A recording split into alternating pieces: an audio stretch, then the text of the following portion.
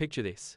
A small group of city-states, constantly bickering among themselves, manages to defeat the largest empire the world had ever seen.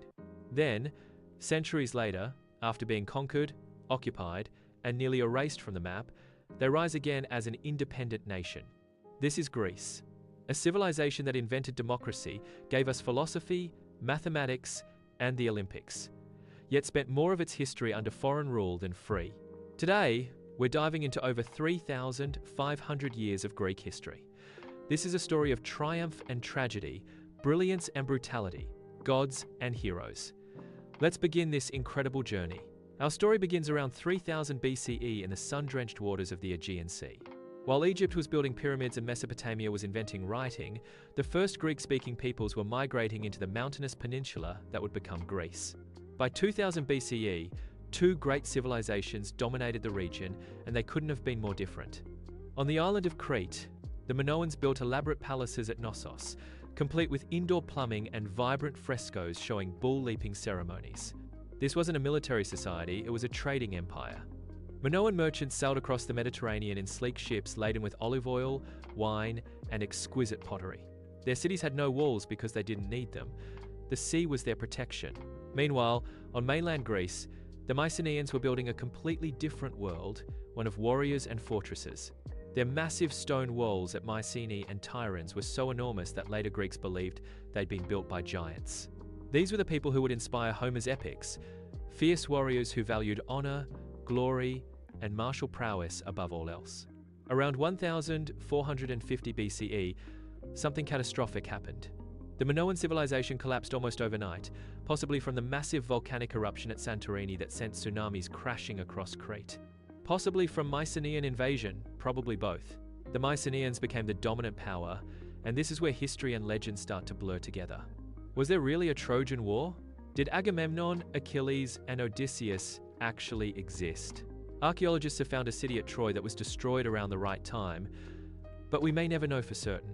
What we do know is that around 1200 BCE, the entire Mycenaean world went up in flames. Palaces were burned. Trade networks collapsed. Writing disappeared completely. Greece entered what historians call the Dark Ages. For 400 years, chaos reigned. Population plummeted. Villages were abandoned.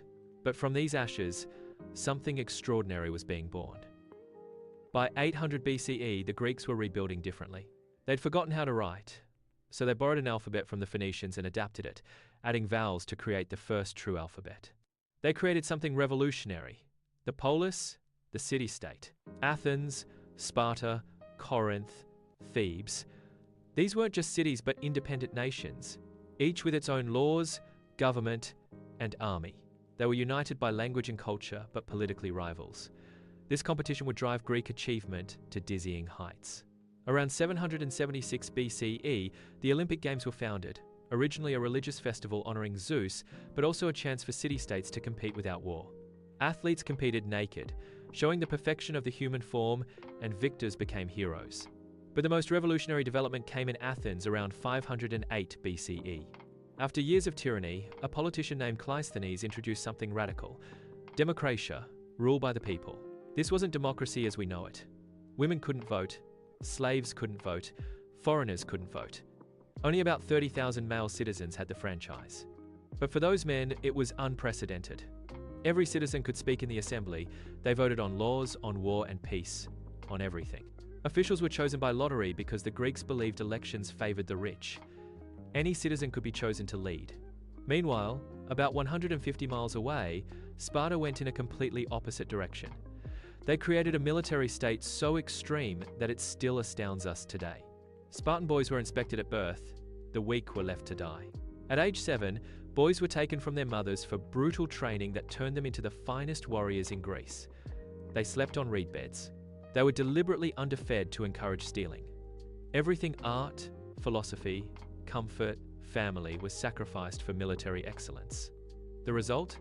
An army that terrified everyone. Two visions of what Greece could be. Both were about to face their greatest test. In 490 BCE, the Persian Empire, the greatest power on earth, decided to deal with the troublesome Greeks once and for all. The Persian Empire stretched from India to Egypt, from the steppes of Central Asia to the shores of the Mediterranean.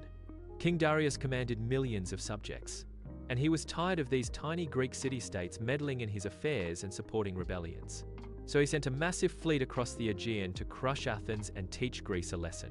The two armies met on the plain of Marathon, 26 miles from Athens. The Persians had superior numbers and cavalry. The Athenians had desperation and brilliant tactics. The Greek general Miltiades ordered his men to charge at a dead run, something infantry simply didn't do. The shock worked. The Greek center bent but didn't break, while the wings enveloped the Persians. Against all odds, Athens won. According to legend, a runner named Phidippides ran the entire 26 miles back to Athens to announce, "We won," before collapsing dead from exhaustion. Whether this actually happened is debatable, but it makes a great story and gave us the marathon race. But Persia wasn't done. 10 years later, Darius's son Xerxes returned with the largest army the ancient world had ever seen, perhaps 200,000 men, though ancient sources claim millions. The army was so vast that when it drank from rivers, those rivers ran dry. The Greeks were doomed, or so it seemed. At Thermopylae, a narrow mountain pass, 300 Spartans and about 7,000 other Greeks under King Leonidas faced the Persian horde. For 3 days, they held. The Persians couldn't break through. Then a Greek trader showed them a mountain path. Leonidas sent most of the army away, but stayed with his 300 Spartans and a few hundred Thespians. They fought to the last man, dying where they stood. A stone lion still marks the spot, with the famous inscription, "Go tell the Spartans, stranger passing by, that here, obedient to their laws, we lie." But Leonidas had bought Athens precious time. The city evacuated. Women, children, and elderly fled to nearby islands. When Xerxes reached Athens, he found it empty. He burned it anyway. But the real battle would be at sea. In the narrow straits of Salamis, the Athenian admiral Themistocles lured the Persian fleet into a trap.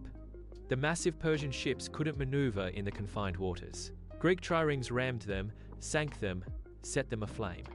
Xerxes watched from a golden throne on shore as his fleet was destroyed. The Persian army retreated, and the following year at Plataea, the Greeks crushed what remained. Tiny Greece had defeated a superpower. Western civilization had survived. The 50 years that followed were Athens' golden age. Using tribute money from the Delian League, supposedly an anti-Persian alliance, but really an Athenian empire, Pericles rebuilt Athens more magnificently than before. The Parthenon rose on the Acropolis, a temple so perfect in its proportions that it still takes your breath away 2,500 years later. Playwrights like Sophocles and Euripides created tragedy, exploring the darkest depths of the human soul. Herodotus became the father of history. Hippocrates revolutionized medicine. And then there was philosophy.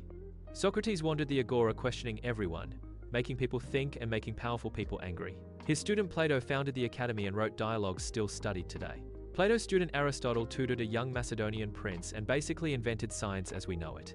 Art, architecture, drama, philosophy, democracy. Athens was the center of the intellectual universe. But pride comes before a fall. Athens had become too powerful. Sparta and its allies grew nervous. In 431 BCE, war broke out. A brutal 7-year conflict that would destroy everything. Athens relied on its walls and navy. Sparta relied on its army. Neither could win decisively. Then plague struck Athens, killing a third of the population, including Pericles. The war dragged on through betrayals and catastrophic mistakes like Athens' doomed invasion of Sicily. Eventually, with Persian gold, Sparta won. But Greece was exhausted and broken, the city-states never realizing a new power was rising in the north. Macedonia was considered a backwater, its people barely Greek. But King Philip II created the first professional army in Europe. When he was assassinated in 336 BCE, his 20-year-old son Alexander became king. Within 13 years, Alexander had conquered the Persian Empire, Egypt, and reached India. He founded over 20 cities, spreading Greek culture across 3 continents. When he died at 32 inches Babylon, he created the largest empire the world had ever seen. His empire fractured as generals fought over the pieces, but Greek culture remained dominant everywhere. Greek became the international language. The Library of Alexandria became the world's greatest center of knowledge. But a new power was rising in the West: Rome. By 146 BCE, Rome had conquered Greece. Yet as the poet Horace wrote, "Captive Greece took her savage victor captive." Romans were obsessed with Greek culture.